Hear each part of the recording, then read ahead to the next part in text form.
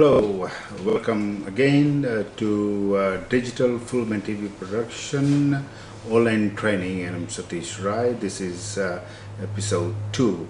In the first episode, I promised I was going to talk about the 4 phases of film and TV production, which takes an idea of film and TV production to the final stage of screening to your desired audience. How to convert a story and make that into a film and TV program, and then screen it. And traditionally there were, as I said, 3 segments: pre-production, production, and post-production. And today I have added webcasting to this series, because with the latest technology, you yourself can screen your product to a global audience. And before I go into the 4 phases, I'm going to reflect on the history of film production. Yes, I'm not going to go into details, but in the end of it, I'm trying to make a point, and you'll get to it when I finish. Yes, film production started more than 100 years ago, when some visionary person decided to put together a collection of pictures. And I think, if I remember rightly, it was about 15 pictures which he put together, and then screen it. And the pictures, because of the illusion of the eyes, visual illusion, these series of pictures, because the eyes couldn't identify each of these pictures separately, it came as a series of moving pictures, and that's where the term moving pictures came about, and today we call it movies.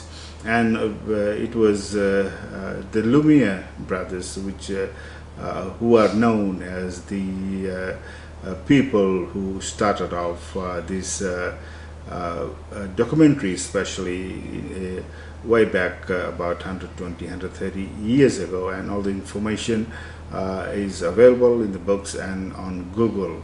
So if you want to know the start of film production, you can do a research yourself. What I'm trying to say is, that time the camera was constructed eventually, and the camera was so big that it was very difficult for 1 or 2 people to lift it.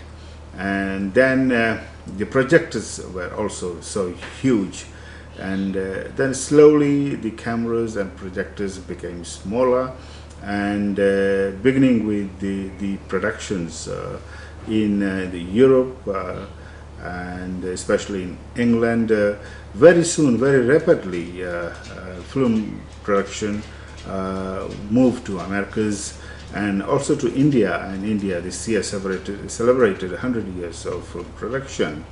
And then very gradually, from documentaries came to feature films, and it went all over the world, as I said, but it went to the third world country rather more slowly, and as we know, it has reached Fiji as well. The televisions are there, but in my mind, local film production industry in Fiji is at its infancy at the moment. But over the last 100 years or so, things have changed, and the cameras have become smaller and smaller and smaller.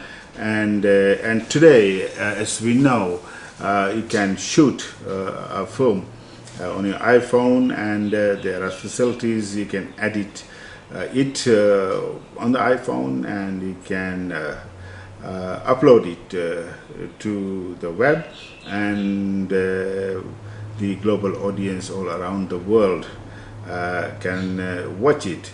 But it was not the case only about 5 years ago, when 10 years ago and prior to that, film production was confined mainly to large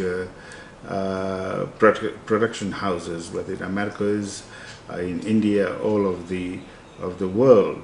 But more recently, on the onset of the digital age, slowly it became more accessible to ordinary people like you and me. I bought my first camera some 12-13 years ago, and that was the last of the analog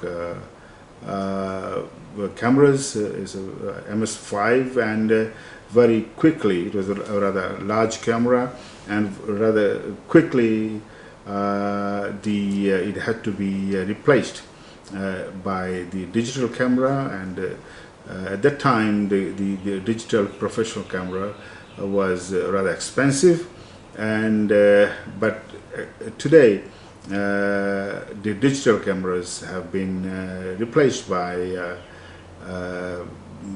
HD cameras, which are much smaller and much cheaper, and the editing is accessible to most people. It's not very expensive. I remember when I bought my first editing suite, it was rather expensive. The whole setup at that time would set you back about $25,000 to $30,000 if you wanted to have a professional setup. And today, I believe we can have a setup for around $5,000, $6,000, $7,000, below $10,000. So it's come down. It's going to go down much lower, I guess, as technology progresses. But what also has happened in last 5 years is the ease with which you can screen your productions to the global audience or even the local audience. The projectors, which were large, and I remember when we used to go to theaters, there used to be films used to be screened from the back, huge projectors, huge reels, 18, 19, 21 reels of films. Now today you can have a whole film on a USB. And so all in all, this brief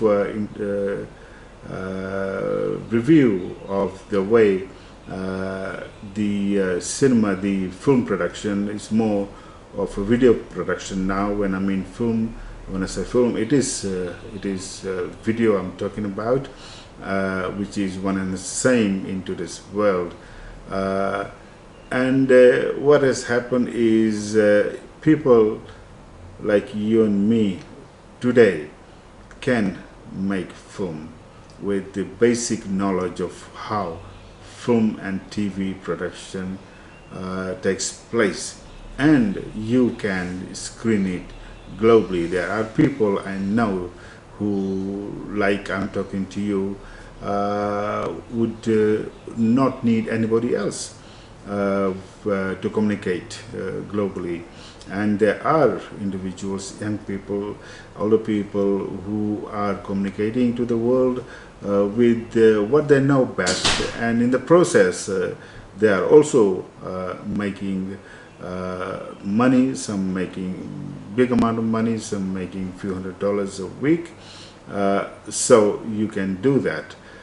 The whole purpose of me providing this online training is for you to learn the basics and also understand that it is not a great mystery to make a film and screen it globally, or also hiring a hall, hiring a theater, or also selling your product to somebody else for screening.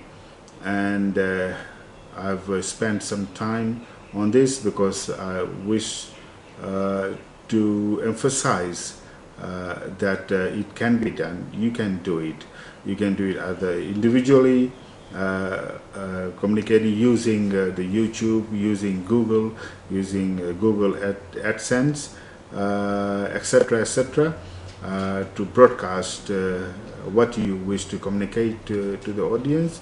Or you can do it with a small group of friends or like-minded people you associate with.